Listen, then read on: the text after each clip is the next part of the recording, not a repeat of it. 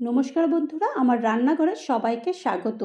পাবদা মাছ তো অনেকভাবেই রান্না করেছো। আজকে একটু অন্যরকম পাবদা মাছ রান্না করেছি। তো চলো দেরি করব না, কিভাবে বানিয়েছি সেটা দেখে নিই। প্রথমেই আমি এখানে 1 চামচ সর্ষের তেল দিয়ে দিয়েছি। সর্ষের তেল দিয়ে দেওয়ার পরে তারপরে এই একটা পেঁয়াজ আমি এরকম স্লাইস করে কেটে নিয়েছি, আর 2টো কাঁচা লঙ্কা দিয়েছি, আর এই 4 টুকরো মতো আদার কুচি দিয়েছি, আর 5-6টা মতো রসুন কোয়া দিয়েছি। দিয়ে দেওয়ার পরে এটাকে ভালো করে একটুখানি ভেজে নিচ্ছি। পেঁয়াজটা যতক্ষণ পর্যন্ত না একটু কালার আসে ততক্ষণ পর্যন্ত এইরকমভাবে ভেজে নিয়েছি। কারণ পেঁয়াজের মধ্যে তো একটু জলা ভাব থাকে, যতক্ষণ পর্যন্ত না এই জলা ভাবটা শুকোচ্ছে ততক্ষণ পর্যন্ত এটা নেড়ে গেছি। আর এখন এই 1 আঁটি মতো আমি ধনেপাতা দিয়েছি, যে ছোট যে আঁটিগুলো হয় একদম সেই ছোট 1 আঁটি মতো দিয়েছি, বেশি দিইনি, তোমরা দেখেই বুঝতে পারছো।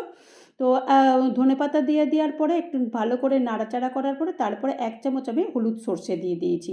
হলুদ সর্ষেটাও একটু নাড়াচাড়া করার পরে 1 চামচ আমি গোটা জিরে দিয়ে দিয়েছি। জিরে আর সর্ষে ভালো করে একটুখানি নাড়তে হবে, তা নাহলে ওর মধ্যে একটুখানি বেশ একটু মচমচে না হলে না পেস্ট করতে একটু অসুবিধা হবে। সেই কারণে একটু ভালো করে কিন্তু এটাকে ড্রাই রোস্ট মতো একটু করে নিতে হবে। তো এখন আমি একটা মিক্সিং জারের মধ্যে দিয়ে দিয়েছি, দিয়ে এটাকে ভালো করে পেস্ট করে নিয়েছি। আমি কিন্তু একটুও জল দিইনি, জল ছাড়াই এটা কিন্তু পেস্ট করেছি। আবারও গ্যাসে কড়াই বসিয়ে দিয়েছি, দিয়ে দেওয়ার পরে বেশ খানিকটা সর্ষের তেল গরম করতে দিয়ে দিয়েছি। তেলটাও বেশ ভালো গরম হয়ে গেছে, আর এখানে আমি পাবদা মাছটা আগে থেকেই নুন হলুদ মাখিয়ে রেখে দিয়েছিলাম।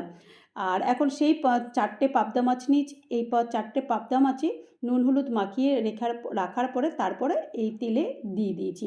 ঢাকনাটা বন্ধ করে দিয়েছি, কারণ পাবদা মাছ প্রচণ্ড ফোটে, সেই কারণে আমি ঢেকে ঢেকে মাছগুলো আমি ভেজে নেবো। তো দেখো, এক পিঠটা আমার মাছ ভাজা হয়ে গেছিলো, আর এক পিঠটা আমি উল্টে দিয়েছিলাম। উল্টে দেওয়ার পরে মাছগুলো ভালো ভাজা হয়ে গেছিলো, কারণ পাবদা মাছ একটু ভালো করে না ভাজলে কড়াই থেকে একদমই ওঠে না।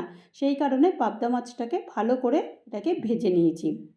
ওই তেলেতেই পুরো রান্নাটা করব। ওই তেলেতেই যে পেস্টটা তৈরি করেছিলাম সেই পেস্টটা পুরোটাই দিয়ে দিয়েছি। পুরোটা দিয়ে দেওয়ার পরে তারপরে ভালো করে এটাকে নাড়তে হবে, যতক্ষণ পর্যন্ত না বেশ মানে তেলটা ভেসে আসে ততক্ষণ পর্যন্ত এটাকে কষাতে হবে।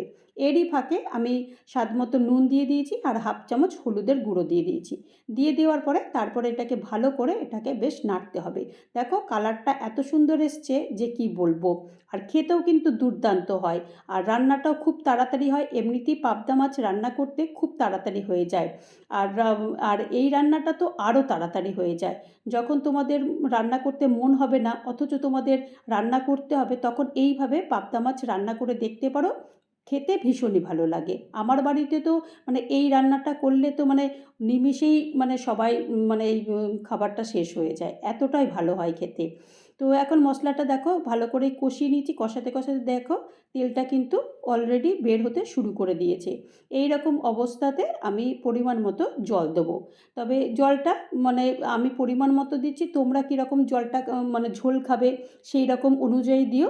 আমি এটা একটু বেশি ঝোল তৈরি করব না, মোটামুটি একটুখানি ঝোল তৈরি করব, তো সেই কারণে আমি একটু কম জল দিয়েছি। তোমরা যে যেরকম ঝোল খাবে সেই রকম ঝোল দেবে, তবে এটা কিন্তু বেশি ঝোল করলে বেশি ভালো লাগে না। যখন এই ঝোলটা বেশ একটু ফুটে উঠবে তখন এই মাছগুলো দিয়ে দিতে হবে। মাছগুলো দিয়ে তারপরে 2টো কাঁচা লঙ্কা দিয়েছি একটু ঝালের জন্য। আর এখন ঢাকনাটা বন্ধ করে দেবো এই 2 থেকে 3 মিনিটের জন্য, কারণ পাবদা মাছ খুব তাড়াতাড়ি রান্না হয়ে যায়, তো সেই কারণে বেশি ঢেকে লাভ নেই। তো এখন ঢাকনাটা খুলে দিয়েছি, ঢাকনা খুলে দেওয়ার পরে আস্তে আস্তে করে মাছগুলো একটু উল্টে দিচ্ছি। কারণ পাবদা মাছ এমনিতেই নরম, তোমরা সবাই জানো বা আমরাও সবাই জানি যে পাবদা মাছ খুবই নরম হয়। তো সেই কারণে আস্তে আস্তে করে পাবদা মাছগুলো একটু উল্টে পাল্টে দিয়ে দিয়েছি। দিয়ে আর কি, আর তো কিছুই নাই, তা হয়ে গেল পাবদা মাছের ঝাল রান্না করা। তো চলো এটাকে আমি এখন গ্যাসটা অফ করে দিয়েছি। গ্যাসটা অফ করে দেওয়ার পর এখন আমি প্লেটে সার্ভ করে দেখাবো যে শেষমেশ রান্নাটা কেমন হলো। তোমরা দেখলে পাবদা মাছ কতটা তাড়াতাড়ি আর কতটা সুন্দরভাবে রান্না হয়ে গেল। আমি বলবো তোমরা একবার হলেও এই রকমভাবে পাবদা মাছ রান্না করতে পারো, খেতে ভীষণ ভালো হয়। আমার বাড়িতে তো সবাই এই রান্নাটা ভীষণ পছন্দ করে। আশা করি তোমরা তোমাদের বাড়িতেও যদি বানাও তাহলে কিন্তু এটা ভীষণ ভালো লাগবে সবার খেতে। তো তৈরি হয়ে গেল পাবদা মাছের ঝাল। আশা করি তোমাদের এই রেসিপিটা ভালো লেগেছে। আর ভালো লাগলে অবশ্যই একটা লাইক করো, কমেন্ট করো, পারলে আমার চ্যানেলটা সাবস্ক্রাইব করে আমার পাশে থেকো। আর যারা নতুন বন্ধু হয়ে আমার চ্যানেলে ভিজিট করেছো তাদেরকে অজস্র ধন্যবাদ। ভালো থেকো, সুস্থ থেকো। নমস্কার।